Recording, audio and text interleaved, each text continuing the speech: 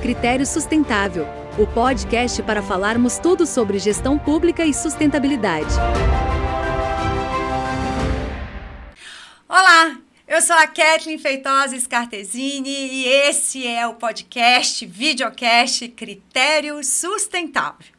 Um espaço onde a gente discute rotinas e práticas de sustentabilidade de instituições públicas, privadas, organizações não governamentais, enfim, o assunto é gestão sustentável, não importa onde.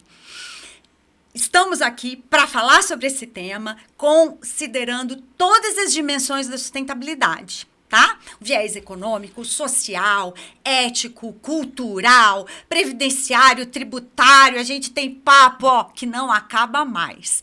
E eu estou aqui com a minha amiga Adriana Toches, minha parceira de sempre, para que a gente possa conversar com uma pessoa muito especial e que está fazendo a diferença. É a Gisele Floriano Coelho. Eu vou já falar o currículo dela sem antes... Não posso me esquecer de agradecer ao meu marido, Kiko Scartesini, Omni Produções, que sem ele nada disso seria possível. Lembrando que esse podcast é um trabalho voluntário de servidores públicos que se interessam na discussão da sustentabilidade na gestão pública. Então, vamos que vamos, Gisele. Primeiramente, muito obrigada por atender o nosso chamado, por estar conosco aqui esta noite. Eu tenho certeza que esse podcast, Gisele, vai ser o máximo. Gente, a Gisele, ela é administradora, advogada, ela é natural de Florianópolis, manezinha da ilha, tô de olho em você. É mestre em administração de empresas, com ênfase em sustentabilidade, tem MBA em gestão de empresas públicas, especializada em direito civil. Ela é uma entusiasta do ESG, Environment, Social Governance. A gente tem ouvido muito falar sobre ESG por aí. Ela é egressa do setor elétrico, criou em 2013 uma metodologia para análise da sustentabilidade na cadeia de suprimentos de concessionárias e distribuição de energia. Ela vai já falar para a gente um pouco disso também, tá, Gisele? Você tem que dar essa canja aí. E atuou no Conselho de Administração da Companhia de Gás de Santa Catarina. Ela é servidora pública federal desde 2017 e ingressou também na carreira docente do Instituto Federal de Santa Catarina como professora no curso de especialização em gestão pública. Então, muitos alunos da Gisele vão nos ouvir. Em 2022, ela foi cedida ao Ministério da Economia, que hoje é o Ministério da Gestão e Inovação e Serviços Públicos, para atuar na elaboração do caderno do Plano de Logística Sustentável, que é o nosso tema de hoje. E também outras demandas afetas ao tema da sustentabilidade. Ela é membro do time de consultores executivos em sustentabilidade do MGI, e aceitou um novo desafio. Agora, ela está trabalhando com a questão de governança no âmbito da SPU. Então, Gisele, mais uma vez, muito obrigada por você estar aqui. E eu já vou fazer a minha primeira pergunta, e daí você se apresenta e a gente vai ter esse papo muito gostoso. Bom, Decreto 7746 de 2012, lá atrás, há exatos 11 anos, né, vinha pela primeira vez a menção ao plano de logística sustentável, né, como uma ferramenta de gestão administrativa que seria diretor das contratações. Eu nem sei se todo mundo imaginava que o PLS fosse alcançar o protagonismo que hoje alcança. Bem, eu queria saber de você, Gisele, como foi esse processo construtivo do caderno, né, considerando esse lapso temporal, lembrando, né, o decreto 7746 de 2012 estava sob a égide da Lei 8666, eita, quase que não sai. E agora nós temos uma nova lei de licitações. Fala pra gente como é que foi tudo isso.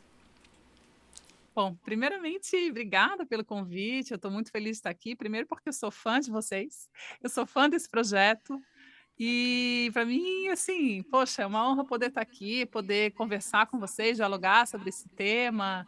E olha, falando sobre a primeira pergunta, como foi esse processo de construção? Ele foi com emoção, tá? Então foi Foi com melhor.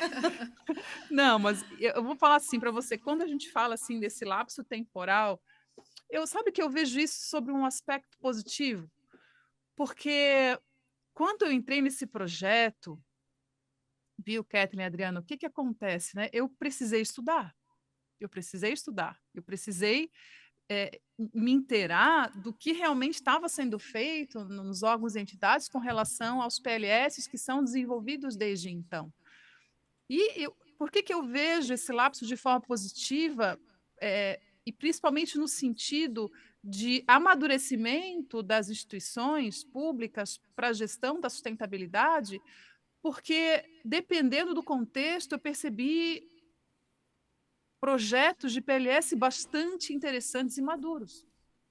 Então, assim, ainda que não houvesse uma regulamentação recente alinhada exatamente ao texto normativo, aos dispositivos da 14133, mas a própria 8666, quando foi revisada e quando foi inserido o desenvolvimento sustentável dentro do âmbito principal das licitações, né, dentro do rol de objetivos, de princípios, isso foi, aos poucos, foi se desenvolvendo e, principalmente, acho que com um conjunto de outros instrumentos. Então, eu percebi que, nesse tempo, uma mudança cultural foi acontecendo aos poucos. Eu acho que teve a questão da Agenda 3P, dos ODS, do amadurecimento, do papel também dos órgãos de controle, das trocas, dos intercâmbios, do benchmark. Eu acho que foi assim um caminho que foi trilhado. Eu acho que foi um percurso que eu faria um paralelo com a vida do ser humano. Assim, acho que é um percurso de aprendizado e é um percurso em que se buscam referências para que se possa fazer realmente o melhor. E aí, quando a gente chega nesse momento, né, com a mudança, com a nova lei, a gente vê um dispositivo, uma normativa que ela é inteira, eu acho que dedicada em não só princípios, não só objetivos, mas a gente percebe, né, que ao longo do texto a gente vê várias referências a instrumentos ou formas ou metodologias que invocam o desenvolvimento sustentável, direto ou indiretamente. Então, eu acho que é um afunilamento, né, um amadurecimento que vai buscar, por fim, um resultado de fato operacional, estratégico e tático das organizações públicas em direção ao desenvolvimento sustentável. É muito bacana ouvir você falar, Gisele, porque é interessante, né, que a iniciativa privada ela usa a matriz de maturidade em sustentabilidade, né? As empresas privadas utilizam essa matriz. E quando você traz essa palavra, né, esse conceito de maturação dos processos, vê que há um alinhamento, a gente está no... essas matrizes foram construídas por estudiosos, então, de alguma forma, isso tem acontecido na administração, né? O processo está sendo maturado. Muito bacana ouvir essa sua... E você sabe que eu digo mais, tá, em complemento ao que você está falando. A administração pública ela não está atrás do setor privado com relação ao desenvolvimento sustentável. É a minha opinião. Paralelo e às vezes até à frente, hein? Eu ousaria frente. dizer à frente. Exato. O que eu percebo assim, ó, é que eu faço parte do Instituto Brasileiro de Governança Corporativa, eu sou membro do capítulo de Santa Catarina. Eu já venho também de um contexto empresarial, né? Eu fiz carreira antes de ir para o Serviço Federal numa companhia, numa sociedade de economia mista. Então, que tem essa dicotomia, não é dicotomia, mas que tem essas duas pressões do público e do privado, né?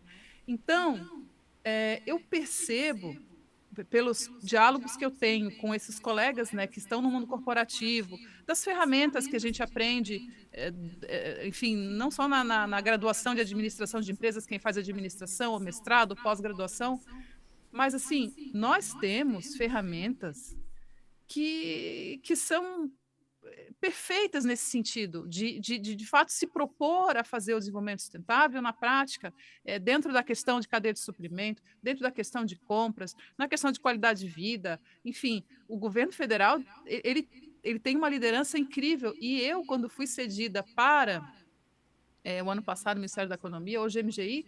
Olha, eu vou falar para vocês, eu estou impressionada com a qualidade técnica das pessoas e com o comprometimento.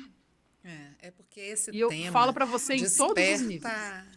Este tema, a gente brinca, né? Ele tem tanto propósito envolvido, ele É faz missão tanto de vida. É sentido missão de vida. que dificilmente quem trabalha com essa pauta não se encanta e não se engaja tanto. A gente já está aí nessa estrada há tanto tempo e a gente só percebe isso, né?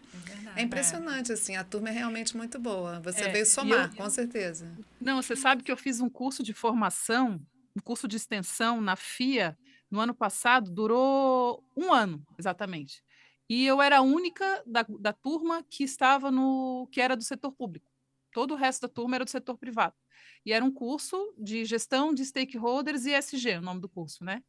E eu fiz, de fato, assim, para me atualizar. E quando eu conversava com os meus colegas, sabe? Quando eu conversava trocando ideia durante as aulas, a gente tem uma comunidade forte, assim, nesse formato de curso, que eles ficavam encantados, assim, poxa, que legal saber que na administração pública vocês fazem. Tem gente que não sabe, eu falava, Tá pelo amor de vendo? Deus, Precisamos divulgar deixa eu. mais. Deixa. Sabe, isso não é. Eu falava assim, É gente, verdade. sinto lhes informar, mas isso não é exclusividade do setor privado. A gente. Maravilha, Gisele, maravilha.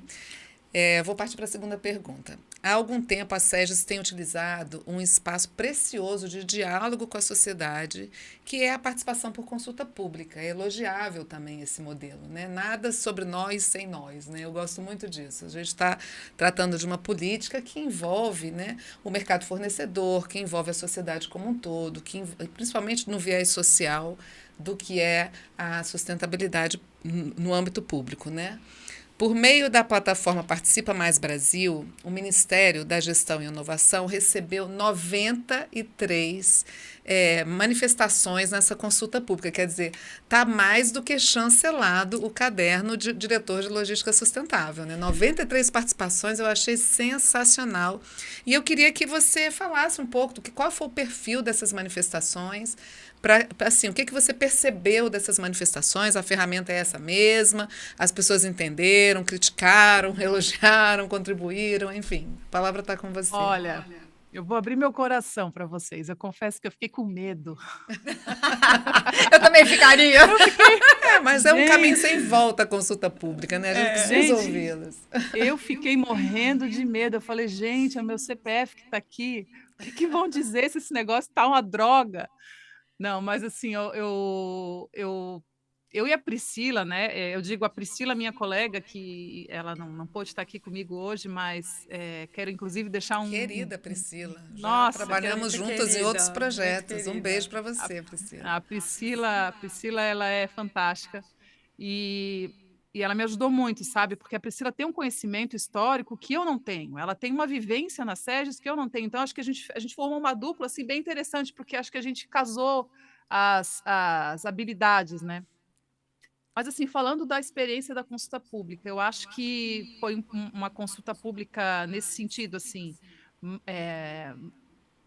bem participativa, com um perfil de participações. E sabe que eu tive curiosidade, eu também vou confessar uma coisa aqui, eu fui ver quem eram as pessoas. Ah, bacana. Muito bom. Até porque tinha algumas coisas que eu não entendi e eu queria aproveitar as contribuições, sabe? Eu queria aproveitar, eu queria entender melhor. Então, às vezes eu vejo uma contribuição que está vindo de um contexto acadêmico, eu quero entender de que contexto aquela pessoa atua e por que ela está trazendo aquela contribuição. Então, quando eu tinha alguma dúvida, porque a gente sabe, uma consulta pública é um texto frio, não é?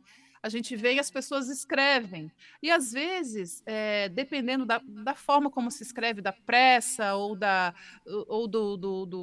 dos termos, né? De fato, a gente também não domina tudo, não tem nem essa pretensão, mas ficam dúvidas. E a gente não quer simplesmente assim, eu não entendi isso aqui, eu não vou. Não, a gente quer entender porque a gente está se propondo, de fato, a fazer o melhor para que, quando aquilo for entregue para a sociedade, ele, de fato, reflita o melhor possível. Sim. Ele reflita um produto de qualidade. Então, aqui, vamos ouvir o que os contribuintes têm a dizer. Então, assim, eu acho que foi, viu, Adriana, assim, um perfil bem é bem misto, porque a gente teve participação acadêmica, a gente teve participação técnica, foram sugestões muito pertinentes. A maior parte delas nós acatamos. Então, nós fizemos assim, um arrazoado, né, de qual foi a contribuição, qual foi o nosso diagnóstico, se ela foi aceita e por quê. Se ela não foi aceita, por que que não? Entende? Então, assim, Legal. tudo isso ficou muito organizado. É muito legal esse modelo, né? Porque 93 contribuições torna o caderno muito assertivo, né? Quer dizer, ele foi, na verdade, elaborado por um grupo técnico do Ministério, mas com essas contribuições só vieram... Na verdade, ele fica um documento rico, um documento robusto. E, de fato, assim, eu li, eu gostei.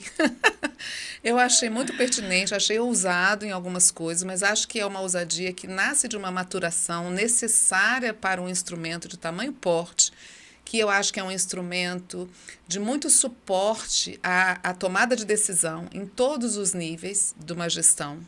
É tanto um instrumento, o plano de logística sustentável, ele se presta a ser um suporte à administração do órgão, desde o presidente, os gestores das áreas, até a área de estratégia, sem dúvida, a área de orçamento, sem dúvida, mas ele também apoia o gestor, o operacional, o gestor do contrato, aquele que está ali diante do Exato. desafio de inovar num indicador do tipo serviços, num indicador do tipo impressão. Às vezes ele não tem nem tempo, nem equipe para inovar, e o caderno dá um suporte muito interessante para ele, uma diretriz muito importante, e um suporte mesmo. Parabéns aí, eu achei que o trabalho É. final ficou muito bacana. Mas viu, Adriana, isso que você falou, você tocou num ponto bem importante que eu quero salientar aqui agora, para aproveitar. É o seguinte, a gente, quando está construindo um instrumento que vai servir como modelo de referência para o Brasil, Sim, muitas a gente tem realidades diferentes, né? exato, além de ter muitas realidades diferentes, a gente tem que se colocar no papel de gestor. Sim, A gente tem que se colocar no papel, sim, porque veja bem, quem que é o meu cliente nesse projeto? Tá? Vou usar esse termo. Quem que é meu cliente? Meu cliente são os órgãos e as entidades públicas. E eu tenho aqui um universo de realidades distintas que vão desde infraestrutura, equipe de pessoas, letramento e sustentabilidade, experiências pretéritas. Então, nós nos desafiamos, e assim, viu, Kathleen e Adriana, assim, nós nos desafiamos, e isso eu acho que é difícil de fazer, a tentar ter essa empatia, mas principalmente assim, tentar imaginar as diferentes configurações dos órgãos das entidades e tentar chegar num modelo que pudesse ser, ao mesmo tempo, completo, que fizesse sentido dentro da gestão, então, assim, como uma ferramenta de gestão, ele fizesse sentido, mas que ele tivesse um encadeamento lógico simplificado e que ele fosse descrito de uma linguagem simples e que ele pudesse ser implementado independente da realidade ou pelo menos na realidade média. Que sim. fosse factível, né, Que Gisele? fosse, que fosse factível. Não adianta a gente vir aqui com trabalho acadêmico, não adianta a gente vir aqui com trabalho que a gente vai dar trabalho, né? Ao invés de ajudar o Exatamente. gestor. Quer dizer, Exatamente. as pessoas estão cheias de trabalho. Então, assim, vamos tentar fazer aqui um trabalho. A gente se desafiou, inclusive, é interessante, porque durante a construção, nós começamos a enxugar. Ele estava com um tamanho um pouco maior do que ele é, sabe? O processo. Essa versão final, ela teve partes de procedimentos que no final a gente se deu conta assim, isso aqui está complicando, para quê? Vamos tirar isso aqui, isso aqui não está agregando, ó. Vamos simplificar, quem sabe a gente repensa isso aqui. Então foram assim, ferramentas de momentos em que nós falamos, por exemplo, de etapas de planejamento, a gente precisa trazer melhores práticas de gestão, sim, mas a gente precisa contemplar também uma lógica que faça sentido, sabe? Sim, Que seja sim. factível. A gente tem que lembrar, né, que o PLS ele já está chegando nos municípios, Sim. né? E às vezes a estrutura ela é muito diferente do que a gente vê na capital, né? Exatamente. Principalmente não só na capital dos estados, mas na capital federal, né? Eu costumo dizer aqui que a gente mora numa ilha da fantasia, né? A nossa realidade ela é um tanto quanto diferente. É verdade. Bom, mas vamos lá. Viu, Pode- Kathleen? Agora eu lembrei de uma coisa, assim, ó. Eu queria, agora eu queria mandar um beijo para Andréa Ashe, gente. Andréia! Beijo, amiga. Ela nos deu uma oportunidade incrível nesse caderno. Não, a Andréa Ashe foi, assim, para mim, uma líder incrível e no tempo que eu convivi com ela, eu aprendi muito. Aprendi muito da questão técnica, mas humana também, sabe? A André é incrível. E assim, o que eu queria dizer nesse ponto aqui, chamar atenção também para esse estilo, e o que a André também nos orientou no momento, naquela época, era que esse caderno ele fosse de fato assim, olha, um manual, que ele trouxesse exemplos, que ele, quando explicasse um ponto, ele fizesse referência ao ponto anterior, ou seja, que ele fosse um instrumento de fácil leitura, que o leitor consegue se achar, consegue saber em que parte do PLS ele está, qual é a próxima parte, faz uma síntese ao final daquele capítulo.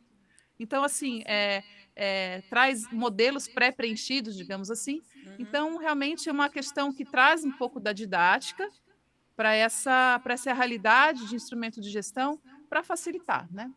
A gente tem que considerar aí diferentes realidades, né? Mas é legal, assim, porque esse modelo dos cadernos que o governo federal tem editado, ele é muito interessante, porque não basta só a norma, não basta só a diretriz. Tem que trazer a prática. Traz ferramentas em apoio aos gestores. Porque, às vezes, esperar que o gestor desenvolva um modelo vai demorar muito mais tempo. Então, isso são atalhos relevantes que sistematizam e internalizam, né, a execução daquilo que se prediz na norma para ajudar o gestor. Eu gosto muito desse modelo da edição dos cadernos, gente. E fica a dica. Recai aqui São vários problema, cadernos, né? A gente tem um problema que o caderno vem para ajudar, né, que é a falta de gestão de competência, que a gente vira e mexe está falando aqui no critério, né, que é a falta de gestores devidamente capacitados e competentes para desempenhar várias tarefas. Competências específicas, né? Porque, assim, para executar um PLS, você sabe, quem lê o caderno vai entender. É complexo, gente. Ele é complexo, mas eu costumo dizer que eu sou apaixonada pela ferramenta, né? Eu e Kathleen. Somos apaixonadas, mas eu acho que ele é complexo quando você lê, quando você começa a executar, você vê que ele não é tão complexo assim, e quando você vê os resultados que ele traz para a gestão, e o tanto ganha-ganha, né? Quer dizer, é um esforço no início de implementação, mas depois ele anda, e o tanto de melhoria que ele agrega à gestão, né? Um suporte à área de contratações, um suporte à tomada de decisão dos comitês, no caso, um suporte à governança, um suporte ao gestor de contrato. Às vezes eu falo assim, exigir apenas na lei que o gestor de contrato inove, sem dar um ferramental para ele inovar, quer dizer, vai por esse caminho, vai por essa diretriz, a gente vai levar algum tempo para implementar. Quando você dá esses instrumentos e essas ferramentas, o caminho é muito mais rápido. Então, é muito legal essa ideia dos cadernos. Ninguém disse que seria ser fácil, mas não precisa ser um trabalho de mestrado nem de doutorado. E dá uma... Para quem ainda não leu, pessoal, eu gostaria de chamar muito a atenção. Entra no portal de compras do governo federal e vocês vão encontrar o caderno que a Gisele trabalhou, que a Andréia trabalhou, que, enfim, que nos oportunizou, né, tá presente nesse trabalho. E vocês vão ver que a ferramenta, ela é talvez, num primeiro momento, né, quando você não tem a disponibilidade do dado, né, acho que talvez essa seja a maior dificuldade, né, nesse momento inicial, o dado, sistematizar, né? Mas depois flui, né? Porque é um retrato. E aí vem a minha pergunta, Gisele, se você entrar no portal do Governo Federal de Compras, você encontra lá o PLS, você encontra a portaria 8678, elas vêm como regulamentações da 14.133, né? Num espaço que é destinado à governança de contratação. Como é que você identifica o PLS nesse processo? Ou o PLS é apenas um raio-x de consumos e gastos? Não, acho que bem mais, né? Eu acho que assim, ele é um instrumento de governança das contratações. Ele vai ser uma diretriz para o plano anual de contratações. Ele vai ser uma diretriz para todo o planejamento da instituição, planejamento de compras. Então, ele é de fato um instrumento estratégico que vai dar todo o direcionamento daquele ciclo, né, a que ele se refere. Então, eu acho que ele vem numa excelente hora, no momento em que a governança, a integridade são temas fortíssimos que, ao longo de todos os anos, vêm se fortalecendo.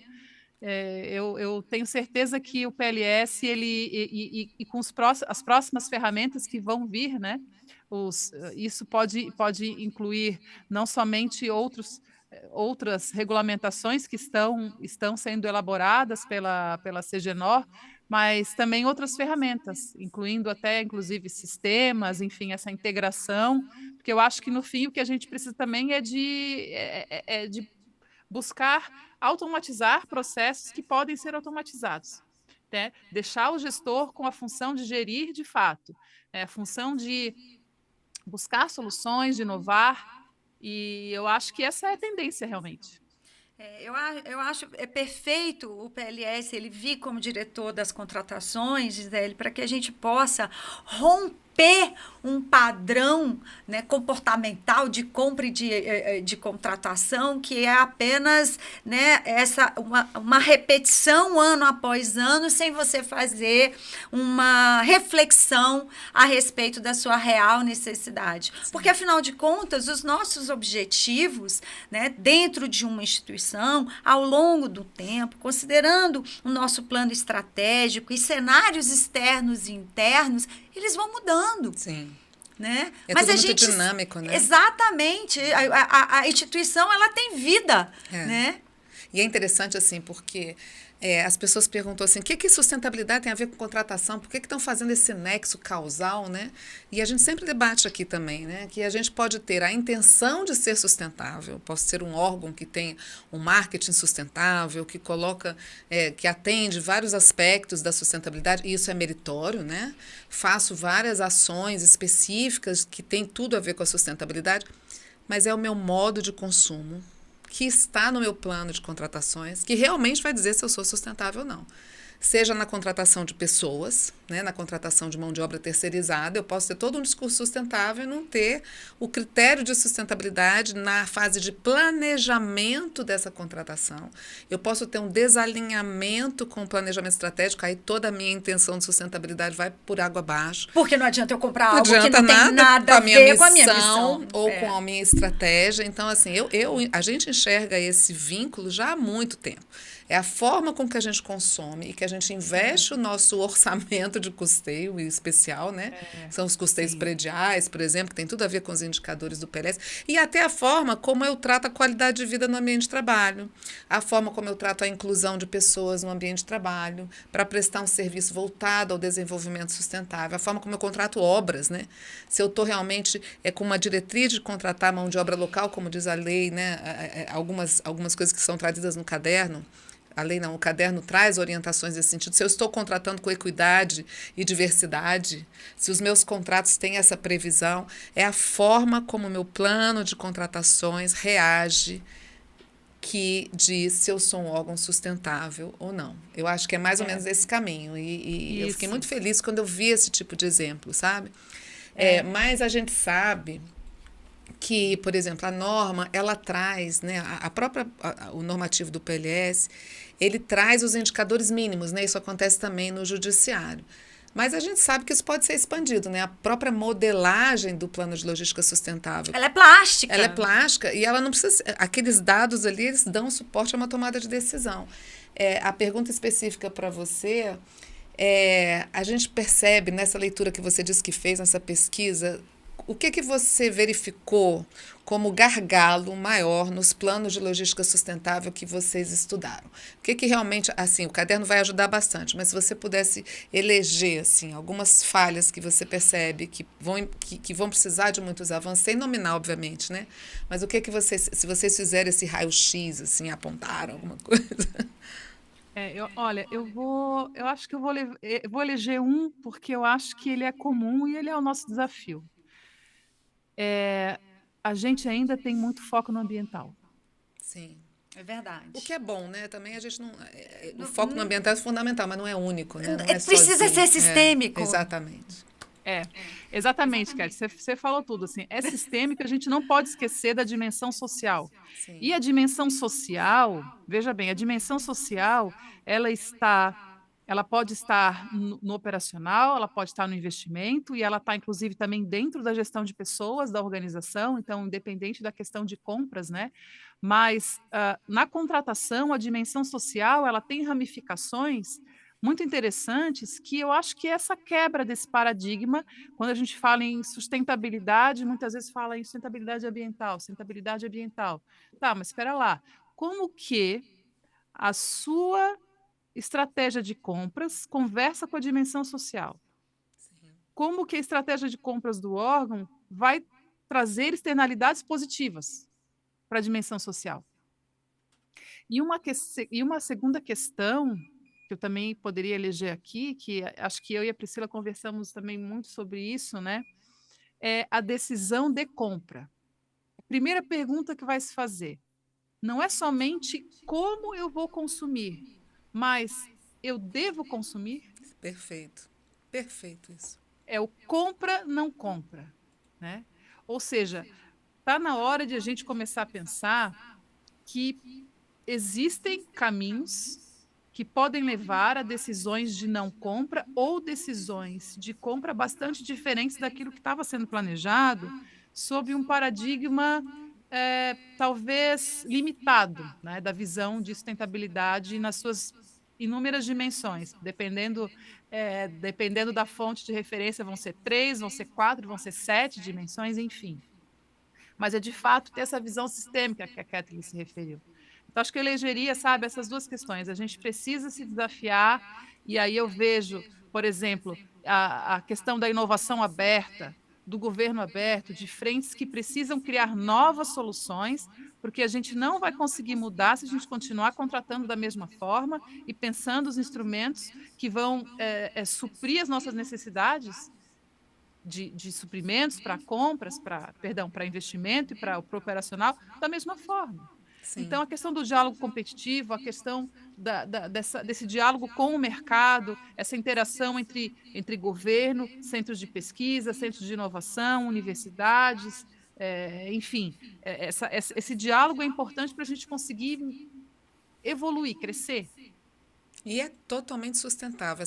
Essa linha que você traçou e essa cadeia relacional tem tudo a ver com aspectos que são transversais: integridade, ética, sustentabilidade e inovação, né? Eu acho que esses são os grandes desafios. E o PLS e o caderno traz, gente, ó, leiam. Tá muito bacana. Tá muito bacana. Bom, mas vamos lá. O Poder Judiciário, né, com certeza eu sei que você pesquisou, né, o que nós fizemos no âmbito do Poder Judiciário, né, para a gente medir a efetividade dos PLS, ou pelo menos num primeiro momento, né, a gente avaliar, né, que dados seriam esses de consumos e gastos, a partir daí a gente estabelecer as nossas metas, né. Nós implementamos, o CNJ implementou, eu digo nós, porque, enfim, todo o Poder Judiciário, eu e a Adriana, né, a gente implementou algumas ferramentas para medição dessa efetividade, né? Que foi o PLS Jude, é um sistema no qual os órgãos, né, obrigatoriamente alimentam os seus dados, né? É o ranking da transparência, onde há questionamentos a respeito, né, do plano de logística, o IDS, o Índice de Desempenho de Sustentabilidade, Balanço, né? O balanço, a publicação do balanço, que não é um balanço de atividades, né? Isso é importante de ser dito. Sim. É um balanço no qual é traçado um retrato, né, do desempenho, né, desses consumos, desses dados, desse retrato, né, que o judiciário tem com essa análise, né, de sustentabilidade. E aí eu queria saber de você, agora com a publicação do caderno, né, se o executivo está analisando, se você tem essa informação para compartilhar conosco, um sistema que vai avaliar, vai medir a efetividade, né, um cadastro onde os órgãos podem alimentar os seus dados, a partir, né, do caderno. Como é que a SEGES pretende verificar a efetividade desse normativo? Temos alguma luz no fim do túnel? Olha, eu creio que é um caminho natural. Como é que eu vou dizer? Eu acho que é um caminho natural dessa evolução quando você parte de um modelo de referência e aí você faz essa primeiro teste, essa rodagem do modelo. A gente tem a intenção de fazer o próprio MGI fazer essa construção do seu plano de logística sustentável, né? Então, a gente fazer internamente isso, fazer esse trabalho de reteste, de aprimoramento, e acho que é um caminho natural fazer realmente essa sistematização, trazer o que as soluções de inteligência artificial, as soluções que vão buscar realmente integrar essas ferramentas, né? Então, assim, hoje a gente tem, por exemplo, no sistema de compras, o módulo de gestão de riscos, Sim. né? A gente tem gestão de riscos. Então, a gente precisa integrar essas ferramentas, sabe? A gente precisa isso não só vai gerar dados, inclusive até para subsidiar novas políticas públicas. Com certeza. Inteligência do negócio, né, Gisele? Eu acho que a inteligência artificial pode somar muito na inteligência do negócio público na área de compras e na área de sustentabilidade. Isso. Até para justamente fazer o aprimoramento do próprio modelo em si, dele como modelo, porque, na verdade, os sistemas, né, de informação, eles precisam de um as is, né, que a gente fala, de um como é, para ele justamente dizer o to be, como vai ser. Então, a gente precisa ter um modelo de referência, precisa testar, precisa rodar, a gente tem que sentir quais são as dores, né, que vão surgir nesse momento em que a gente vai implementar. A gente tem aqui uma primeira rodada de implementação do PLS e é uma questão de amadurecimento, mas eu tenho certeza que é um caminho natural essa integração de sistemas, porque, de fato, a gente precisa não só facilitar o que o gestor público vai fazer, né, esse fazer do gestor público, mas também gerar dados e informações para a elaboração de políticas públicas. Sim, para o controle social também, né? O que a gente percebe no judiciário é isso. É que o judiciário tem caminhado, isso eu vou puxar um pouco da sardinha mesmo para o judiciário. O judiciário tem caminhado nessas políticas de proteção ambiental. Proteção social. Proteção social e proteção ambiental, especificamente, porque eu lembrei dos painéis, né, do judiciário. A buscar o controle social, sabe? A dar transparência para que a sociedade também possa verificar o que a gente está fazendo, valorizar, verificar e se utilizar de dados também, até para a gestão, né? Às vezes, assim, a sociedade quer se organizar de alguma forma para colaborar com o sistema, então vocês já fizeram a consulta pública, agora dão transparência máxima a isso. Acompanham o processo, eu acho que a gente só é um ganha-ganha, uma prestação de contas. É uma prestação de também. Contas, Adriana, porque eu acho que a gente não pode esquecer, né? E o gestor público ele tem que estar com isso em mente, Gisele, a todo momento.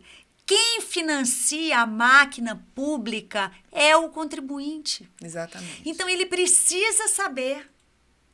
Ele precisa saber quanto a gente consome, ele precisa saber quanto a gente gasta, né? Da forma mais transparente, comunicativa e acessível, né? E não de uma matéria de jornal, né? Com um gasto excessivo, né? Com um escândalo que tantas vezes a gente vê. A gente não precisa disso. Né? A gente tem tanta gente comprometida nesse processo. Sim. E eu acho que o PLS ele vem somar. Né? Agora, claro que esse período de maturação entre você entender, né, que esse retrato, né, ele te traz uma janela de oportunidade enorme, né, para você melhorar os seus processos, é sensacional. Exatamente. Eu gostei muito dessa analogia que vocês Não, fizeram, né? Muito legal. Vamos fazer. Eu vou partir agora para a última pergunta, né? Gente, o papo aqui não acaba, Credo, né? Adriana, não acabou ainda não, peraí. É muita coisa para falar, muita coisa para ouvir da Gisele, muita gente, é uma empolgação sem fim aqui nesse estúdio duplo, né? Que estúdio duplo, é a primeira vez que a gente está fazendo esse modelo. Estamos inovando, olha que legal. Obrigada aqui, Scartesini, porque tá demais isso. Vamos lá. O caderno traz no anexo, né, na parte, acho que 4, a metodologia para aferição dos custos indiretos. Gente, olha, isso me Isso. deu uma dor de cabeça. Tinha que ter essa pergunta. Foi tinha uma que- ousadia de vocês, que vocês fizeram uma correlação com o ciclo de vida do produto. Foi. Que Foi é uma trazida ousadia, na sim. lei, na 14133, e que até hoje ninguém. Tá todo mundo ainda assim, o que é isso, o que é isso, o que é isso? É uma matéria complexa. Complexo demais. E sempre a Kathleen sempre lembra, né? A gente tem que fazer essa análise do ponto de vista do demandante. A gente não tem como De quem saber de quem contrata, está contratando, é que tem que fazer essa análise. Mas isso é importante ter sido dito porque o Brasil ainda não está preparado para essa tal avaliação do ciclo de vida. Você pode, assim, sobre o seu olhar, avaliar, né, trazer o seu olhar sobre como essa questão dialoga com a exigência da seleção da proposta mais vantajosa que é trazida no artigo 11 da Sim. 14133.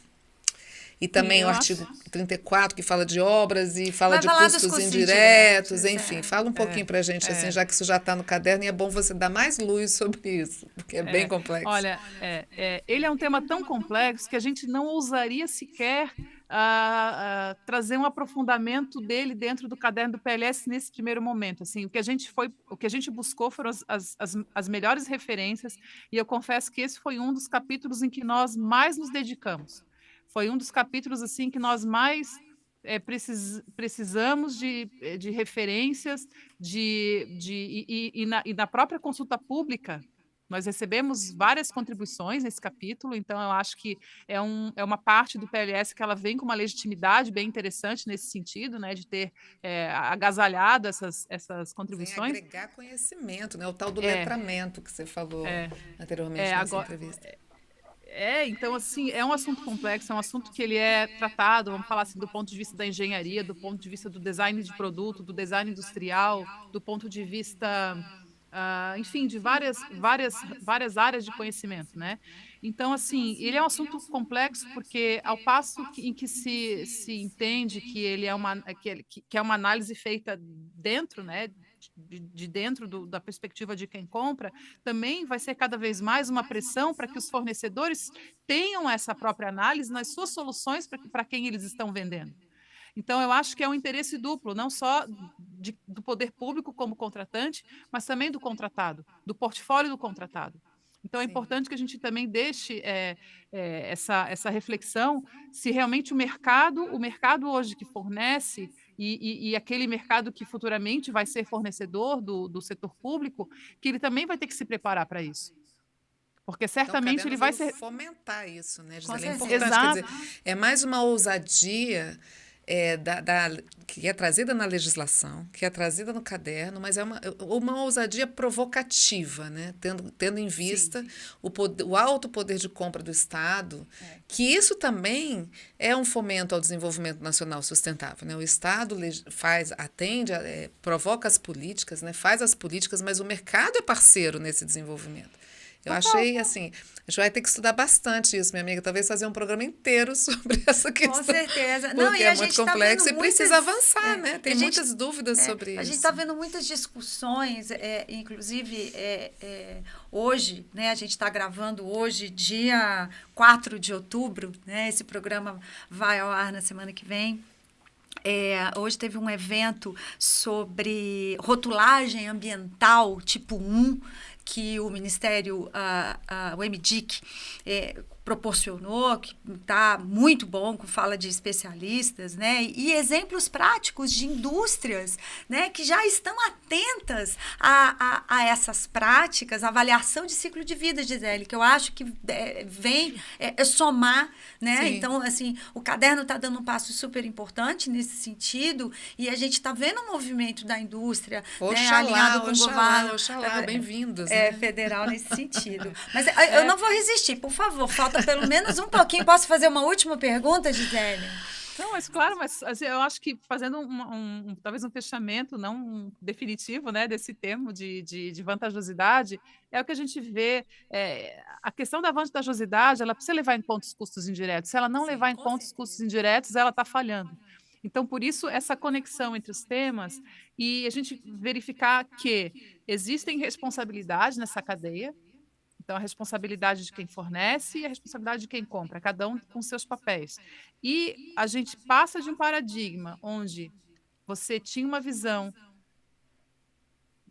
que o produto era né, que a solução do produto, o serviço, né, principalmente do produto, era do berço ao túmulo, se falava, né? Então, desde daquele produto como ele nasce, quais são os componentes desse produto, depois como é a característica enquanto ele é utilizado, quais são os custos que são indiretos para este uso do produto e, por fim, a sua destinação final, né, a sua destinação. Então, a gente falava que era do berço ao túmulo. Um ciclo Com a linear. questão com a ampliação desse paradigma, tem uma frase que fala, uma expressão agora, que ela fala da seguinte forma: é do berço ao berço.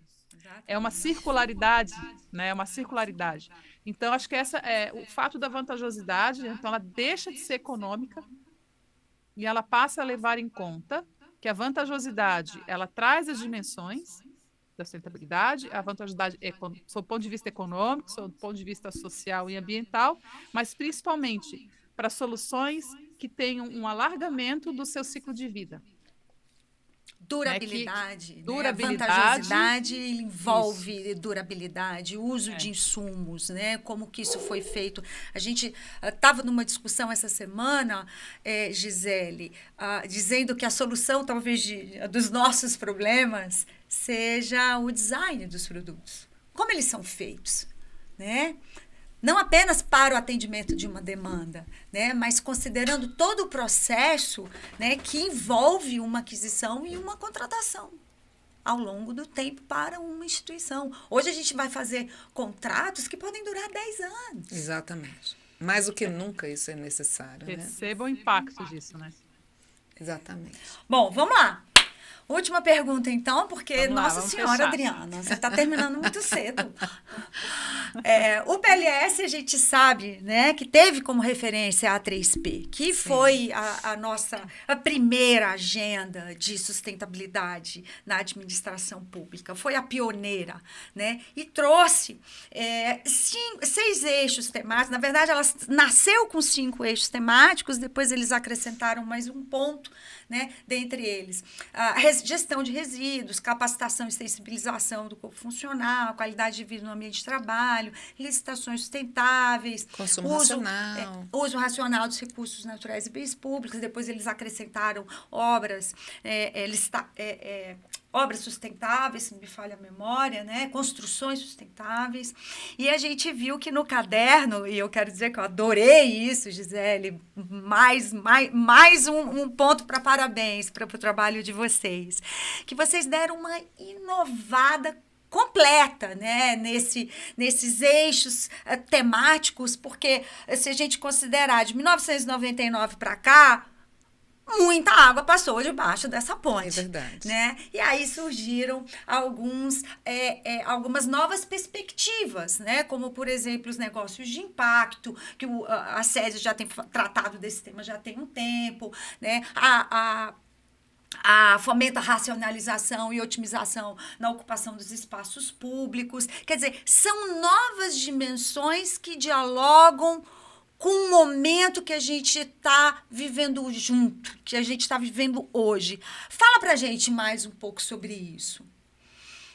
Olha, eu vejo assim que é um conjunto, né? É um sistema de diretrizes. Eu acho que o PLS, se vinculando à Portaria de Governança das Contratações, que faz a referência aos eixos temáticos, de fato são eixos bastante atuais, né? A questão dos negócios de impacto, para mim, é apaixonante, porque aí a gente vê, de fato, a força que o Estado tem quando ele atua como agente de compras e de prestigiar esses negócios e verificar os impactos sociais, né, principalmente sociais, ao meu ver, nessa perspectiva. Agora, assim, ODS, Agenda 3P, são melhores práticas. A União Europeia também tem um referencial fantástico, uma experiência fantástica. Então, eu acho que a gente está bebendo dessas fontes, né? Então, assim, a regulamentação, nesse sentido, ela prestigia todas essas melhores práticas. A governança, ela tem um leque bastante grande e amplo de ferramentas, e eu acho que o PLS, nesse sentido, ele conseguiu prestigiar essas referências ele conseguiu estar alinhado com o que hoje o Brasil tem em termos de compromissos, né? Mas acho que principalmente ele vai ser um instrumento que vai possibilitar para os órgãos, para as entidades, fazer o melhor quando elas estão na posição de agente de compras. Então, eu vejo que a gente tem hoje, pensando assim de desafios futuros, né, um desafio de integrar todas as iniciativas interministeriais entre os poderes, né? A gente viu como foi legal esse intercâmbio nosso com vocês, que são representantes do Poder Judiciário, que são líderes. Eu vejo assim, olha, o trabalho do Judiciário é um trabalho impecável, é um trabalho tecnicamente impecável e justamente com essa visão humana que vocês também trazem. Então, é um trabalho incrível. A gente acompanha o trabalho do Poder Legislativo, dos tribunais de contas, né, o próprio TCU, enfim, são muitas fontes de referência, e eu acho que o desafio é integrar essas fontes. Esse desafio é a gente trabalhar em conjunto, e eu acho que certamente os resultados virão. Muito bom te ouvir. Maravilhoso. Eu até vou lembrar também da AGU, né, com o super guia de Olha, contratações, isso. né, que é outro grande fomentador dessas boas práticas, mas assim, te ouvir foi sensacional, assim. Eu por mim, você falou, quero acabar, não quero acabar, eu tô preocupada com o timing. Eu ficaria aqui horas, né?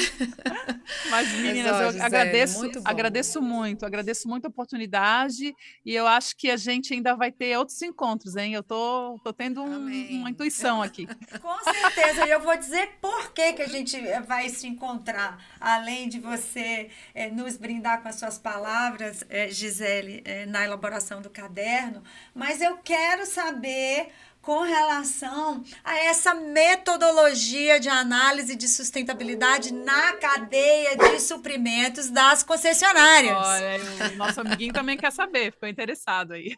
O meu amiguinho Vitório está aqui embaixo da mesa, gente. Estúdio. Esse estúdio é um estúdio social, é um estúdio do coração. Eu vou falar bem rapidinho, que já estão me dando recado aqui. Eu preciso passar o bastão aqui do microfone. Mas, assim, foi um trabalho muito interessante, foi feito lá em 2013, 2014, sabe? Naquele momento a gente tinha ainda pouco referencial. Eu lembro do papel que o Instituto Ethos tinha lá na época e hoje ainda permanece. De protagonismo nesse sentido, né? Então, assim, foi um trabalho interessante trazer, na época, a Fundação Nacional da Qualidade, o que ela tinha, fazer esse mapeamento das metodologias e criar, naquele momento em que as concessionárias estavam iniciando com os relatórios de GRI, sabe, com os reportes. Então, eu me recordo de concessionárias que tinham já um amadurecimento muito grande, e eu acho que foi um trabalho que gerou uma metodologia para a própria concessionária, né, para a qual eu fiz o trabalho, mas, assim, foi uma experiência para mim incrível, de ver que naquele momento a gente tinha muito pouca referência, em termos assim, de referencial teórico. Eu tive que trazer trabalhos da Europa, trabalhos dos Estados Unidos, porque tinha pouca produção nacional, né, porque foi uma dissertação de mestrado nesse sentido. Então, enfim, e ver assim, o quanto a gente já evoluiu, sabe, nesses 10 anos. Então, eu fico feliz de fazer parte desse mundo. Maravilha, eu quero ler essa É dissertação uma aí. história Vamos bonita. ver. Por favor, passa pra gente. Ela passa o endereço pra gente, o link que, sim. inclusive, Vamos divulgar. nós fazemos questão de colocar nas descrições desse vídeo. Bom, pessoal, Obrigada, infelizmente gente. a gente termina por aqui. Gisele, muito obrigada. Gratidão profunda por você estar aqui nesse momento com a gente. Namastê para você. Adriana, minha amiga, gratidão por esse momento. A gente solta essa entrevista com muita alegria. A nossa próxima entrevistada, fica de olho, Tatiana Camarão vai estar aqui conosco nessa mesa e vai ser uma alegria enorme, né, dividir com vocês esse momento. A gente se vê então no próximo episódio do Critério Sustentável. Não esquece, balança o sininho, curte as nossas redes, que a gente vai trazer mais conhecimento para vocês. Um beijo, tchau, tchau! Obrigada, gente. Critério Sustentável. Oferecimento. GPS.